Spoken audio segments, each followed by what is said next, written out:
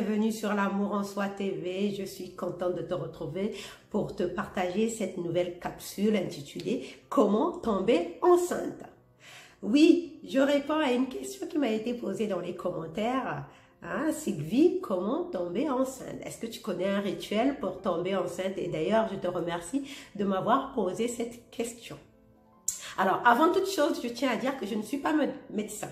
Je ne suis pas médecin, je ne suis pas guérisseuse et je ne suis pas quoi que ce soit d'autre dans ce domaine-là. Tout ce que je viens partager dans cette capsule, c'est mon expérience. D'accord?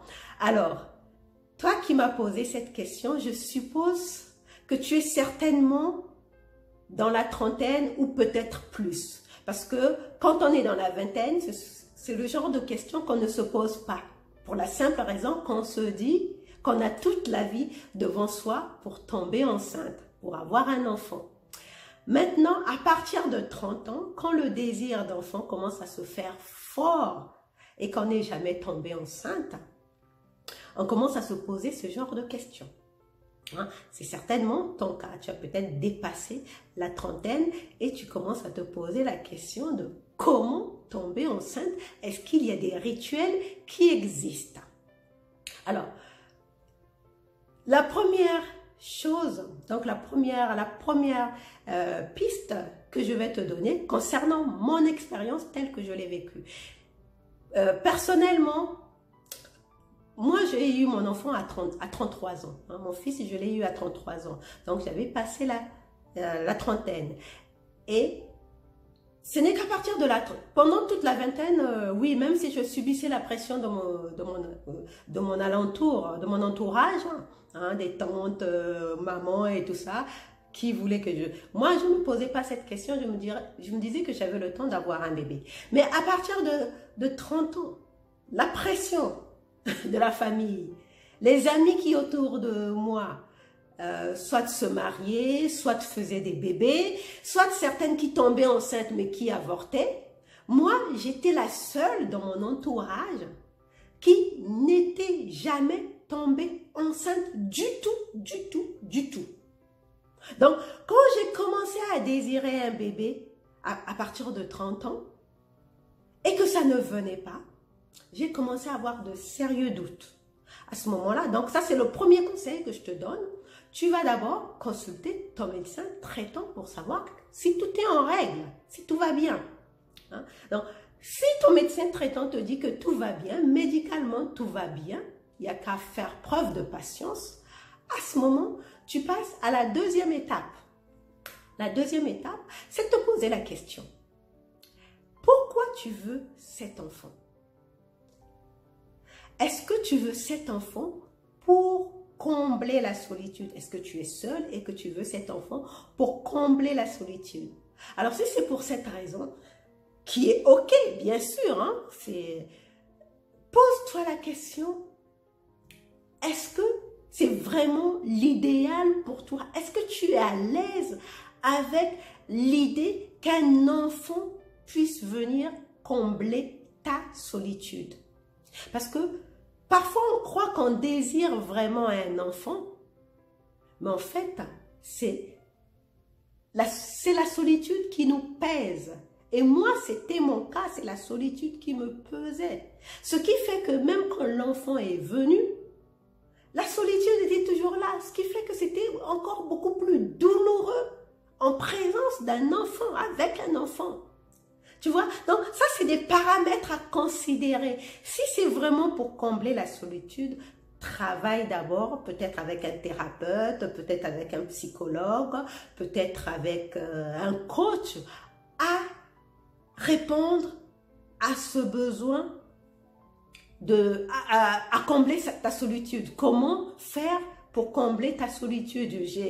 Sur cette chaîne, j'ai partagé une vidéo où on parle de comment faire pour accepter la solitude, pour vivre, pour pour accepter la solitude. Donc, ça, c'est la deuxième étape. Donc, quand tu réponds à cette question, si ce n'est pas pour combler la solitude et que c'est pour donner de l'amour à un enfant, à ce moment, passe à la troisième étape qui est le partenaire. Est-ce que tu as un partenaire dans ta vie? Et si tu as un partenaire dans ta vie, comment ça se passe avec ce partenaire? Peut-être que tu fais partie de ces personnes qui ne peuvent concevoir que dans l'amour, dans l'énergie d'amour, dans la paix et l'harmonie. Et moi, c'était mon cas. Au moment où je désirais un enfant, j'étais dans une relation, j'étais fiancée même, j'étais fiancée, mais ça se passait tellement mal avec mon fiancé que l'enfant ne venait pas. Et quand j'ai quitté ce fiancé et que j'ai trouvé un autre homme, les 3 mois qui ont suivi, je suis tombée enceinte. Parce qu'avec cet autre homme, c'était tellement bien. On était tellement en osmose que l'enfant est venu naturellement. Donc, est-ce que tu as un partenaire? Et si tu es un partenaire, est-ce que vous vibrez sur une fréquence d'amour? Peut-être, je le répète, fais-tu partie des personnes qui ne peuvent concevoir que dans une vibration d'amour, de paix et d'harmonie. Et la 4e étape, comporte-toi comme une maman, comme si tu avais déjà des enfants. Aime les enfants des autres. Entoure-toi des enfants des autres. Donne un coup de main aux mamans qui ont besoin dans ta famille.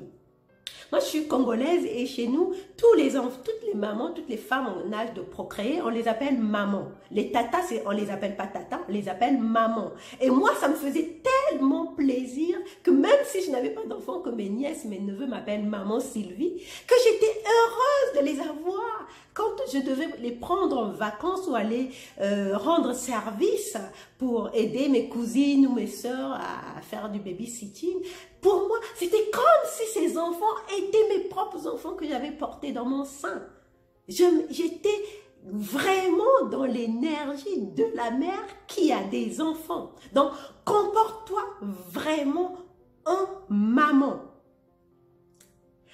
La 5e étape, visualise. Bon, ça, moi, je ne l'avais pas fait à l'époque, mais ce que je peux te donner comme conseil, c'est de visualiser que tu es enceinte. Que tu es enceinte, parce que le cerveau ne fait pas une différence entre la réalité et le virtuel. Donc, si tu te visualises tous les soirs avant de dormir que tu es enceinte, bah, tu vas matérialiser cette réalité. Ton cerveau va se préparer à fabriquer l'expérience par laquelle tu tombes enceinte. Et la 6e étape, ça par contre, moi je l'avais fait, c'est de déclarer tous les jours que tu es enceinte. Moi, tous les jours, je disais que j'étais enceinte. Je disais à tout le monde que j'allais être mère. Dans mon entourage, je disais à tout le monde, bientôt je serai maman. Et je me souviens quand je rentrais de mon travail, parce qu'à l'époque je travaillais de nuit, la nuit quand je rentrais chez moi, sur tout le chemin, je disais, je suis une femme enceinte, je suis une maman, je suis une femme enceinte. Je me le répétais. Et à l'époque, je n'avais jamais entendu parler de la loi d'attraction. Pourtant, aujourd'hui, tout le monde parle de la loi d'attraction. Mais pour moi, c'était un mécanisme certainement inné. J'étais tellement consciente que j'étais une mère, puisque autour de moi, les enfants m'appelaient maman, que je me sentais bien en présence des enfants. Donc, je ne pouvais être autrement qu'une mère. Donc, j'étais déjà enceinte dans ma tête. À l'époque, j'étais déjà enceinte.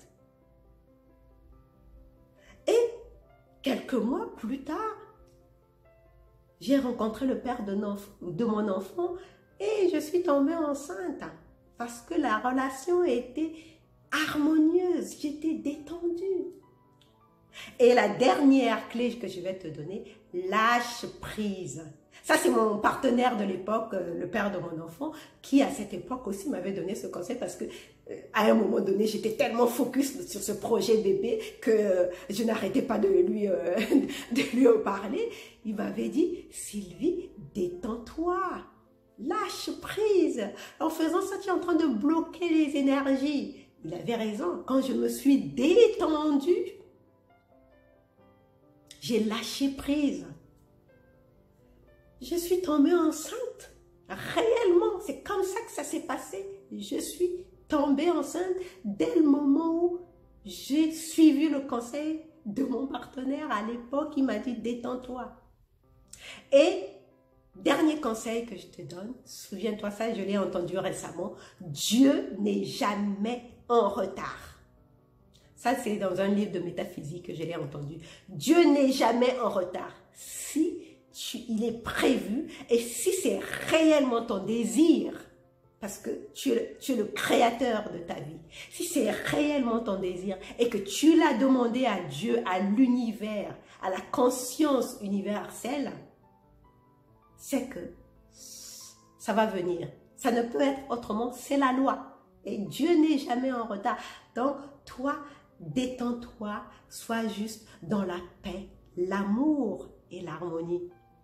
Voilà pour mes conseils concernant comment tomber enceinte. J'espère qu'ils vont t'aider et que dans quelques mois, tu seras toi aussi enceinte et que tu vas tenir un beau bébé dans tes bras. Je te le souhaite vraiment comme ça a été le bonheur pour moi à ce moment-là. Merci beaucoup et à bientôt. Bye bye.